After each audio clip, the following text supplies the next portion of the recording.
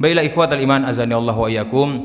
Di malam hari ini tema kita adalah apa tema kita nih? Jangan sia-siakan usiamu. Ini. Jadi tema kita adalah jangan sia-siakan usiamu. Berangkat dari sebuah firman Allah Subhanahu wa taala dalam Quran surat Az-Zariyat ayat 56. Kata Allah Subhanahu wa taala, "Wa ma khalaqtul jinna wal insa illa liya'budun." Tidaklah kuciptakan jin dan manusia kecuali hanya untuk menyembah kepadaku. Dan itu adalah tujuan diciptakannya jin dan juga manusia. Tidaklah diciptakannya jin dan manusia kecuali hanya untuk menyembah kepadaku. Berarti berdasarkan ayat ini, hakikat atau tujuan daripada penciptaan seorang hamba itu tidak lain tidak bukan hanyalah untuk menyembah kepada Allah Subhanahu wa taala. Ubudiyah, melakukan penghambaan kepada Allah Subhanahu wa taala. Namun hal ini tidak membatasi seseorang itu untuk mencari dunia. Boleh, silahkan dia mencari dunianya, dia boleh bekerja, dia boleh berdagang, dia cari harta, dia cari makanan, silahkan, tidak apa-apa. Namun yang jadi masalahnya, jangan jadikan pekerjaan, mencari harta, mencari kesenangan di dunia ini menjadi tujuan hidup. Nah, karena tujuan hidup sudah jelas, yaitu untuk menyembah kepada Allah Subhanahu wa taala, untuk beribadah kepada Allah Subhanahu wa taala. Artinya, ketika suatu pekerjaan dunia bertentangan dengan ibadah kita kepada Allah Subhanahu wa taala, maka yang harus kita dahulukan adalah ibadah. Kan seperti itu. Kita sedang bekerja, tiba-tiba azan berkumandang. Yang mana yang kita harus kerjakan nih? Apakah pekerjaan kita atau kita harus beribadah kepada Allah Subhanahu wa taala, mendatangi masjid tersebut? Pastilah jawabannya adalah mendatangi masjid, yaitu untuk beribadah kepada Allah. Kenapa? Karena itu tujuan, sedangkan ini hanya sampingan. Nah, begitu juga dengan menuntut ilmu. Ya, ketika kita sedang berdagang atau sedang melakukan pekerjaan-pekerjaan lainnya, tiba-tiba ada majelis ilmu, maka tinggalkan sebentar, ya, tinggalkan sebentar perdagangan kita atau pekerjaan kita, langsung kita datang ke majelis ilmu. Kenapa? Karena majelis ilmu ini wajib. Menuntut ilmu ini adalah hukumnya wajib. Nah, ini sering kita lihat kalau ada daurah-daurah besar, kemudian ada bazar di situ, ini tidak tahu yang mana dikejar oleh para pengunjung. Bazar dibuka, daurah juga sedang berlangsung, akhirnya terpecah suasana. Yang belanju, yang dengar kajian, ada yang dengar kajian tapi kiye beko habis belum barang tuh. Akhirnya keluar ya. Baik. Nah, itu ada juga seperti itu. Harusnya bazarnya ditutup dulu. Biar fokus dulu untuk ilmu. Setelah itu, kajian selesai, baru silakan yang mau belanja, ya kan? Belanja terus, banyak-banyak borong nggak apa-apa, bawa pulang terus. Nah, seharusnya seperti itu. Tapi ini karena sudah salah tujuan hidup, akhirnya dari rumah sudah bagus niatnya. Nanti saya akan datang ke kajian sebulan, daurah sebulan. Tapi begitu sampai sana kan dia jalannya tuh pasti melewati bazar. Ikolah pandainya orang pedagang kok. Dibuatnya jalan tuh iko bazar, sampai ceramah tuh di situ. Jadi begitu jalan mungkin toko pertama masih selamat dia. Toko kedua udah dilihatnya tuh pakaian ini semacam. Udah berhenti dari situ. Aku barah gue. Itu daurah lah berjalan tuh. Nah, jadi seperti itulah tantangan di dalam kehidupan ini. Tidak tahu yang mana tujuan, yang mana yang harus dia dahulukan, yang mana harus dia kesampingkan. Nah, maka dari itu ayat ini menandakan bahwasanya tujuan hidup kita hanyalah untuk beribadah kepada Allah Subhanahu wa taala. Artinya ketika dunia kita bertentangan dengan ibadah kita kepada Allah, dengan akhirat kita, maka dahulukanlah akhirat kita. Kemudian berkaitan dengan usia atau umur. Allah Subhanahu wa taala memberikan kepada kita usia, memberikan kepada kita umur agar kita bisa hidup di atas dunia ini. Tidaklah Allah menciptakan kita, memberikan kita usia, memberikan kita umur, melainkan ada tujuan di situ. Agar kita bisa menghambakan diri kepada Allah, agar kita bisa mengarahkan umur kita, usia kita ke arah yang bermanfaat. Kenapa? Karena hal tersebut nanti akan dipertanggungjawabkan di hadapan Allah Subhanahu wa taala. Hal tersebut akan dipertanggungjawabkan di hadapan Allah Subhanahu wa taala. Nanti kita akan ditanya tentang umur kita oleh Allah Subhanahu wa taala. Sebagaimana dalam hadis yang diriwayatkan oleh Abu Barzah Al-Aslami, bahwasanya Nabi SAW bersabda, la tazulu qadama abdin yaumal qiyamah hatta yus'al. Tidak akan beranjak kaki anak Adam di hadapan Allah Subhanahu wa taala kecuali nanti akan ditanya 4 perkara. Apa itu?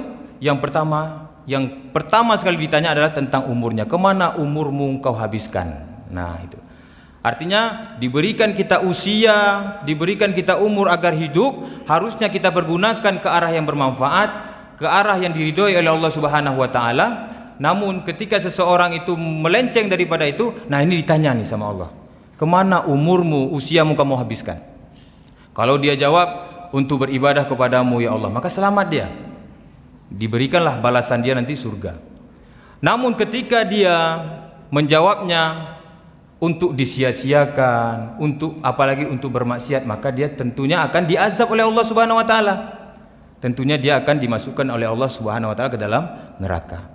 Karena usia ini kalau tidak diarahkan ke arah bermanfaat, pasti dia ke arah yang sia-sia. Itu saja dia, 2 jalur.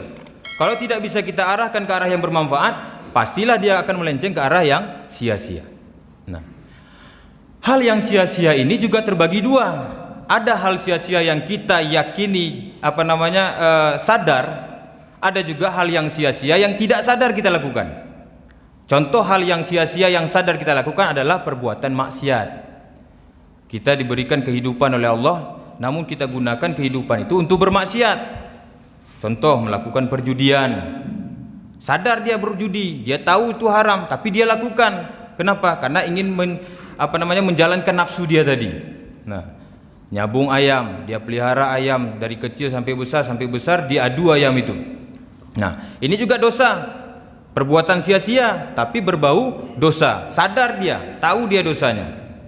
Kemudian apalagi melakukan zina, pencurian dan dosa-dosa lainnya yang dia sadar bahwasanya itu dosa, maka ini adalah perbuatan sia-sia yang dia sadar. Nah, apakah ini mendapatkan azab dari Allah Subhanahu wa taala? Iya. Ini akan mendapatkan azab dari Allah Subhanahu wa taala. Tak kala dia melakukan ini dengan terang-terangan, bahkan dia dengan sadar, maka dia akan mendapatkan ancaman dosa dari Allah Subhanahu wa taala dan ancaman azab dari Allah Subhanahu wa taala. Lalu bagaimana dengan hal yang sia-sia yang dia tidak sadari? Contohnya adalah berlama-lamaan dengan handphone. Apakah kita dilarang memakai handphone? Tidak. Kita dibolehkan memakai handphone ini, tapi dalam hal yang bermanfaat. Yang seakan-akan ini membantu kita gitu. Tapi kalau dia diarahkan ke arah hal yang tidak bermanfaat, maka disitulah letak dari sia-sianya, disitulah letak daripada dosa kita. Handphone ini atau kata lainnya adalah smartphone. Nah, smartphone itu kan artinya kan telepon pintar. Telepon pintar dia ini sebagai asisten. Ini sebagai asisten kita ini. Dia membantu kita untuk lancar dalam bekerja. Ya kan, harusnya tugas daripada asisten itu membantu tuannya untuk lancar dalam bekerja. Dan soal mengatur dalam kehidupan itu kita yang mengatur dia, bukan dia yang mengatur kita. Tapi coba begitu banyak, ya, coba kita lihat betapa banyak orang-orang yang diatur oleh handphonenya. Ya kan, padahal dia asisten, tapi dia yang ngatur tuannya, asisten yang mengatur tuannya. Contoh, ketika dia mau makan, lalu dia sibuk main HP, dipanggillah sama istrinya, bang, waktu makan tiba, gitu kan. Oh yo sebentar lagi. Sebenarnya perkataan sebentar lagi itu dari HP ini sebenarnya, cuma dibisikkan melalui pikiran dia, terucaplah sama dia, yo sebentar lagi. Siapa yang mengatur dia? HP dia. Harusnya jadwal makan nih, tapi diundur sama HP dia. Diatur sama HP dia. Asisten mengatur tuannya. Akhirnya jadi telat dia. Disitulah awalnya sedikit, mulailah kedua, bang, ayo makan, ini anak-anak sudah nunggu. Yo sebentar lagi. Mulai naik itu kan, naik tensi daripada istrinya. Akhirnya udah kalimat yang ketiga sudah deras, bang, ayo makan gitu kan. Baru dia bilang, oh kau kok ambu sebentar mau kecil. Udah mulai kan. Padahal puncaknya di HP tadi. Nah, itu contoh pertama, contoh kecilnya. Contoh kedua, waktu sholat juga demikian, ya kan?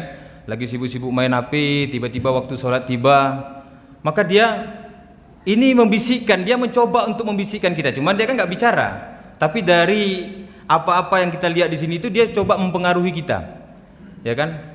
Sebentar lagi, akhirnya lah tinggal serakaat, gitu kan? Sebentar lagi, akhirnya tinggal 2 rakaat. Sebentar lagi, orang lah salam, kan? Baru kok mengganggu, tak apa iya kan?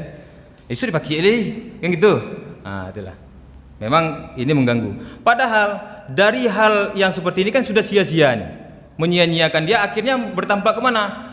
Berdampak kepada dosa. Karena dia sudah sibuk dengan HP-nya, akhirnya terlalaikan sholat tersebut, kenalah dia fawailul lil musallin, maka celakalah orang-orang yang sholat. Siapa dia? Yaitu alladzina hum an sholatihim sahun, yaitu orang-orang yang melalaikan dirinya dari sholat. Dia sholat juga setelah itu, tapi dia sudah melalaikan. Sedangkan manusia saja, kalau misalkan hambalilah doa, misalkan dibilang orang tua kan, terus dia bilang sebentar lima, itu aja orang tua kita marah, apalagi Allah. Waktunya sholat tiba, gitu kan, sibuk dia main HP, akhirnya tertunda sholatnya. Bukankah kemurkaan Allah itu lebih besar terhadap itu? Nah, tentunya Allah akan lebih murka terhadap mereka.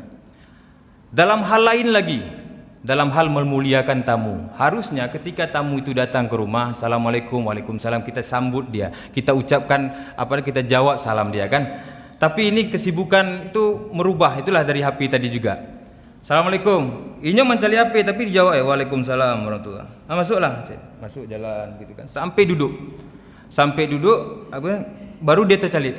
Waang gitu ya. Padahal dari depan tadi dia nggak tahu. Nah itulah karena disibukkan oleh HP tadi. Maka HP ini jelas, kalau kita berlama-lama dengan HP ini, maka dia akan menjadi suatu hal yang sia-sia, yang akan mengantarkan kita ke dalam dosa, yang akan mengantarkan kita ke azabnya Allah Subhanahu wa taala.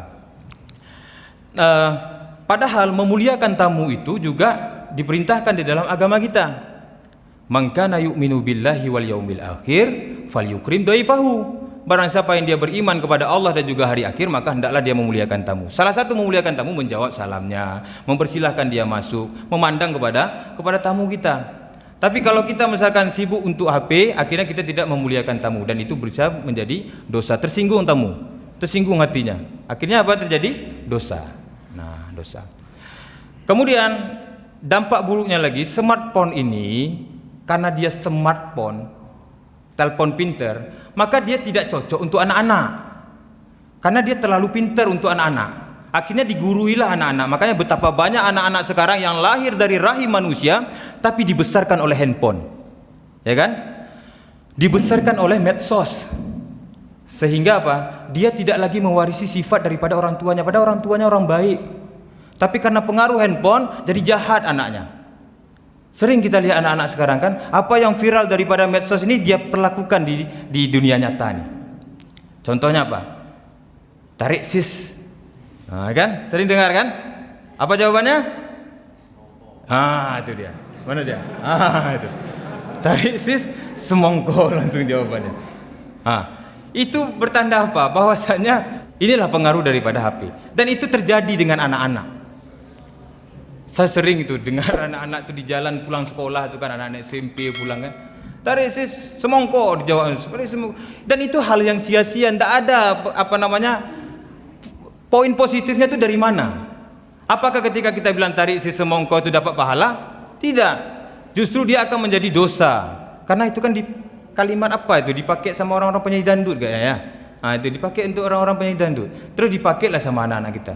Daripada itu mendingan apa? Bismillah, masya Allah, barik fina ya Allah. Nah itu mendingan itu aja. Kalau memang itu ditarik ke YIL, maka tarik aja itu. Bismillah, masya Allah, barik fina ya Allah. Jelas itu doa, mendapatkan pahala kita, ya kan?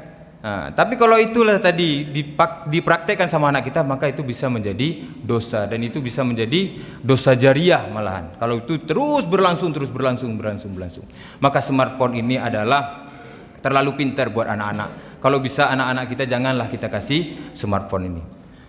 Kemudian yang kedua, perkara yang sia-sia yang tidak kita sangka-sangka itu adalah menonton TV. Selain HP, menonton TV juga demikian. Terkadang ada orang tuh terlalu candu menonton TV, karena di TV itu kan ada perfilman itu, dia ada durasinya, kemudian ada jam iklannya. Ketika waktu azan berkumandang, dia ditunggunya iklan dulu, nggak mau langsung sholat. Walaupun suaminya bilang misalkan, udah masuk sholat, ayo sholat, tunggu lu iklan lu, tunggu iklan, ditunggunya iklan. Dah, akhirnya sholatlah suaminya ke masjid. Ketika suaminya pulang, dilihatnya masih di depan TV. Udah sholat? Belum sholat. Kenapa belum sholat? Belum iklan, ya kan? Ditunggunya iklan. Akhirnya iklan. Itu udah iklan. Ambil terus wudhu. Itu berjalan mau ngambil wudhu itu diri ya sebentar. Lama di depan TV itu, dipandang TV kan, sampai betul-betul iklan. Akhirnya sudah ambil wudhu dia. Ketika dia balik lagi, dia lihat lagi TV itu. Bukan langsung ke sajadah, tapi dia lihat TV lagi. Ditunggunya lagi iklan kedua. Dan itu memang sudah karena ini wakil terjadi ini. Terjadi, makanya saya ceritakan ini kan. Ya mungkin tempat-tempat lain juga ada seperti itu. Jadi jelas ini adalah sia-sia, suatu perkara yang sia-sia. Handphone, TV adalah perkara yang sia-sia yang kalau kita lakukan ini, maka dia bukanlah mendatangkan manfaat, melainkan akan mendatangkan kemudaratan bagi kita, mendatangkan dosa bagi kita, mendatangkan azab bagi kita. Sedangkan umur itu kan berjalan terus nih. Hujan. Allahumma shayyiban nafi'an. Umur kita kan berjalan terus. Sedangkan kalau kita terus-terusan melakukan perbuatan-perbuatan yang sia-sia, maka yang rugi siapa? Kita sendiri. Sibuk dengan melakukan hal yang sia-sia, tiba-tiba nggak sadar ajal menjemput.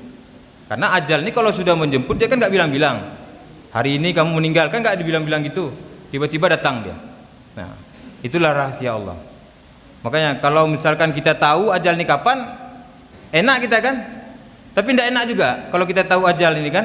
Saya kan tahu kapan awak meninggal, tidak ada lama juga hati awak kan, berabuk-abuk juga.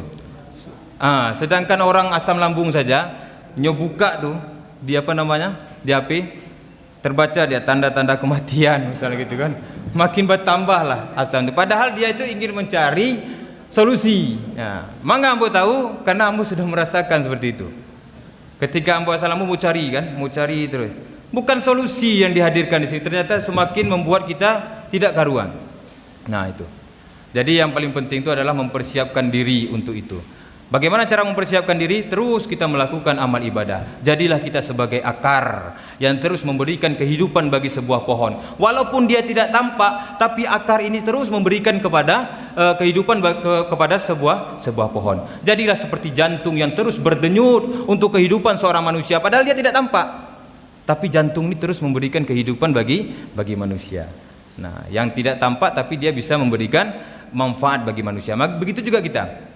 Terus kita melakukan amal ibadah, terus kita melakukan amal soleh sampai ajal menjemput kita. Ya, sampai ajal menjemput kita. Karena ajal itu tidak memberikan kabar dia kalau datang kepada kita. Likulli ummatin ajal, idza jaa ajaluhum fala yastakhiruna sa'atan wa la yastaqdimun. Setiap manusia itu punya ajal. Kalau ajal telah datang kepada dia, dia tidak bisa menahannya sesaat ataupun dia mempercepatnya sesaat. Tunggu dulu, saya belum sholat, nggak bisa. Atau ini saya lagi sholat nih, percepat terus ajal, nggak bisa juga. Jadi yang namanya ajal itu datang secara tiba-tiba. Tidak dia katakan kepada kita langsung kita dicabut nyawa. Maka hendaklah kita meninggal dalam keadaan husnul khotimah, meninggal dalam keadaan melakukan hal yang baik-baik, tidak melakukan hal yang sia-sia.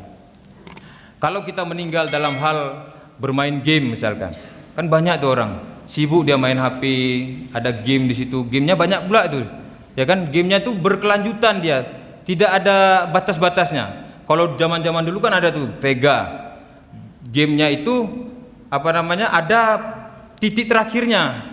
Artinya kalau kita main selesai, sudah selesai, bubar gitu kan. Tapi kalau sekarang nggak berlanjut, ya kan? Berlanjut terus, nggak ada mati-matinya.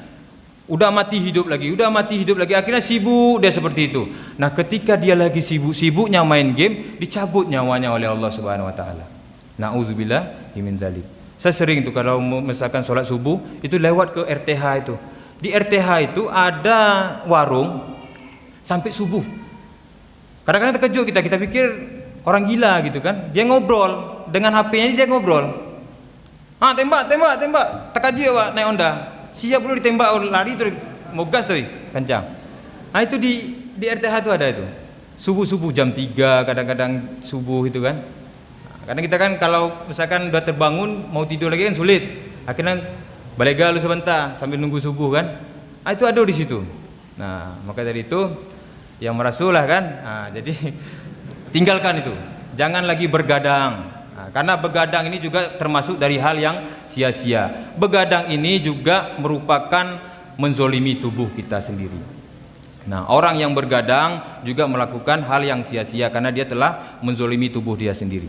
Makanya kalau secara ruqyah, ilmu ruqyah itu, kenapa kok kita tiba-tiba sakit? Dulunya kita sehat, kok tiba-tiba kita sakit? Ada dosa yang kita lakukan sehingga mengundang kemurkaan Allah. Allah tarik nikmat kesehatan dalam tubuh kita, Allah kasihlah penyakit dalam tubuh kita. Maka sakitlah kita. Ya kan? Kita kan nggak sadar nih dosa-dosa kita. Mungkin salah satunya bergadang tadi, begadang malam. Dan dalam hal yang tidak penting. Kalau dia begadang malam untuk beribadah itu lain cerita.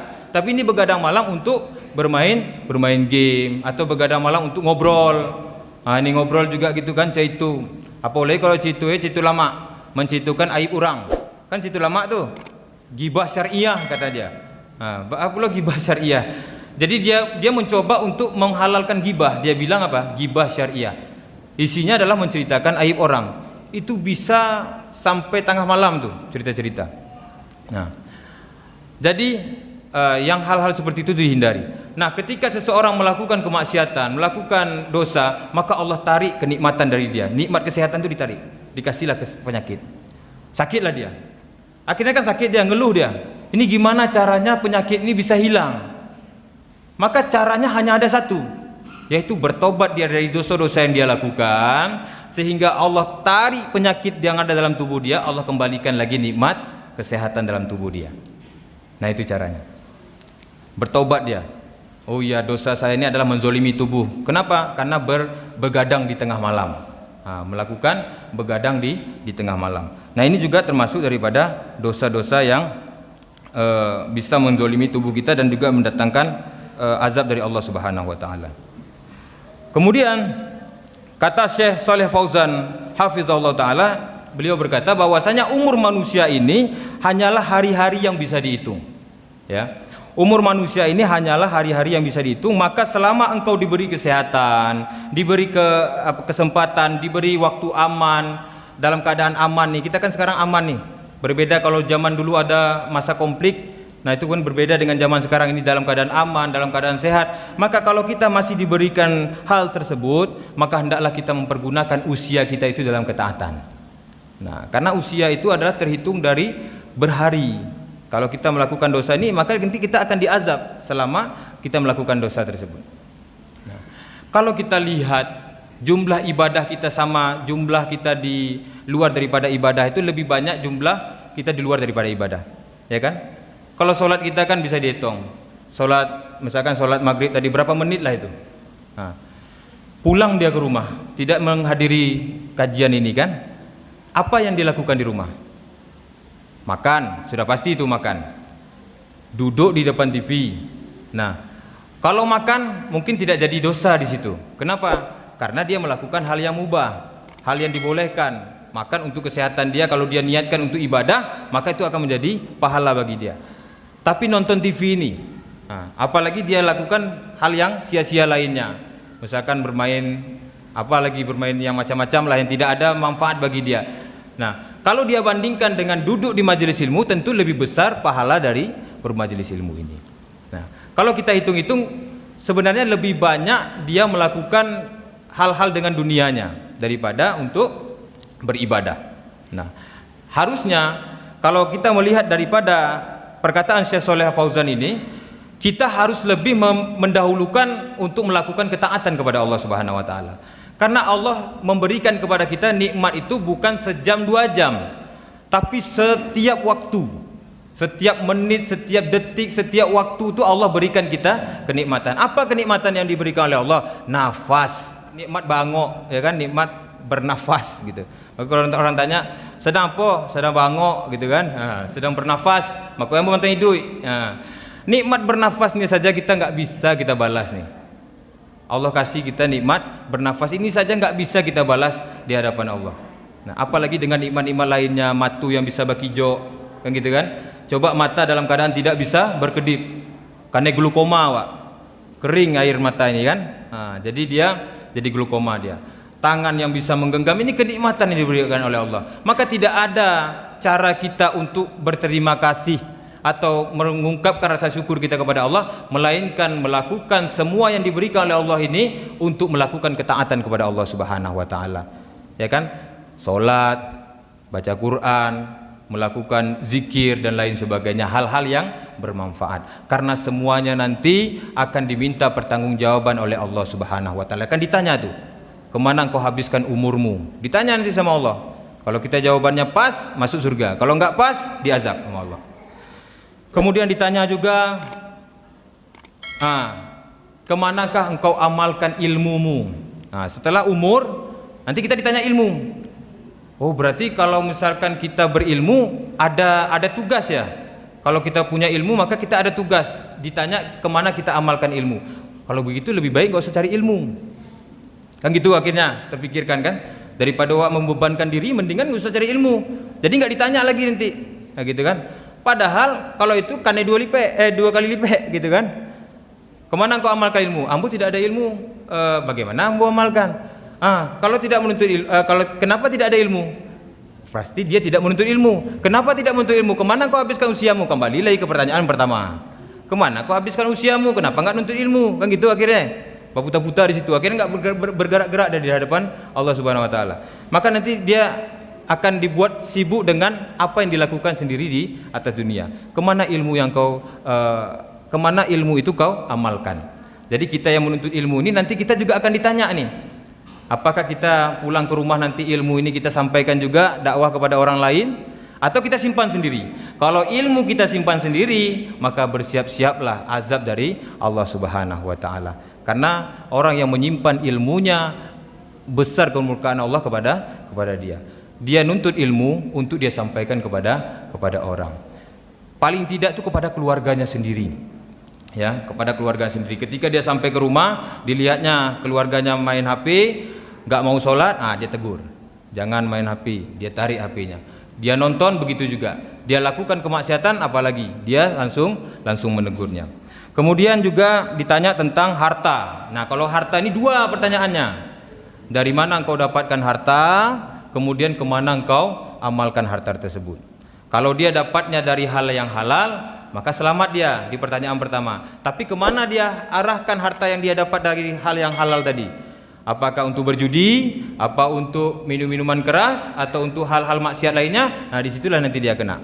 Kalau dia bilang hartanya dia dapat dari riba, dari hal-hal yang tidak diridhoi oleh Allah, maka dia kena dua. Kena dua nanti. Oh, saya dapatnya dari hal riba, tapi saya gunakan untuk bersedekah di masjid. Jadi tuh, karena satu dia kan, kena satu dia. Bahwasanya dia mendapatkan dari hal yang riba. Maka dari itu harus hati-hati kita dalam hal memperoleh harta dan juga dalam hal untuk memberikan harta tersebut. Kemudian yang terakhir, yang keempat, ditanya tentang mengenai tubuhnya. Ini kan kita dikasih nih organ tubuh semua ini, mata, hidung, mulut, semuanya itu dikasih sama Allah Subhanahu wa taala. Ini semuanya nanti akan kita pertanggungjawabkan di hadapan Allah Subhanahu wa taala. Nah, maka dari itu kembali lagi, jangan sia-siakan usiamu. Selagi Allah berikan usiamu, maka jaga yang diberikan oleh Allah Subhanahu wa taala kepada dirimu. Dikasih mata untuk apa kau pergunakan mata ini? Oh, untuk melihat ayat-ayatmu ya Allah, untuk melihat ayat-ayat kauliyah, untuk melihat ayat-ayat kauniyah. Ayat-ayat kauliyah itu itulah Al-Quran. Kita melihat tanda-tanda kekuasaan Allah melalui Al-Quran. Melihat ayat-ayat kauniyah, melihat penciptaan Allah Subhanahu wa taala. Walaqad zayyana as-samaa'a ad-dunya bimasabih. Allah ciptakan langit itu dengan adanya bintang-bintang di langit. Itu kan tanda-tanda kekuasaan Allah itu. Artinya ketika kita melihat tanda-tanda kekuasaan Allah itu, maka bertambah keimanan kita. Begitu juga diciptakannya telinga. Kemana kau gunakan telingamu itu? Untuk mendengar ayat-ayatmu dibacakan ya Allah.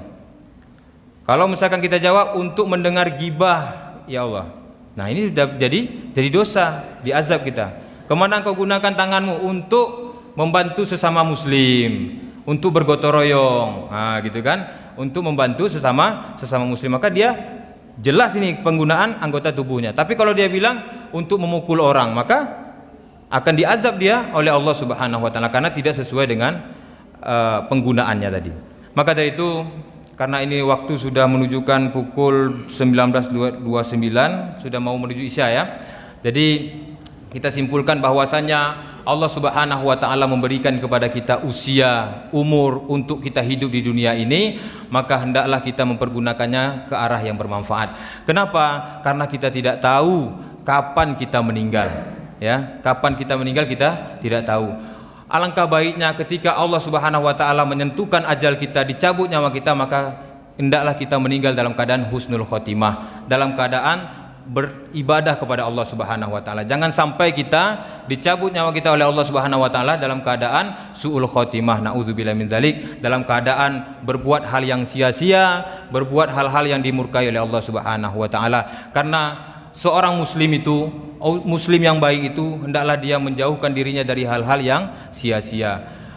Min husni islami mar'i tarkuhu ma la ya'ni.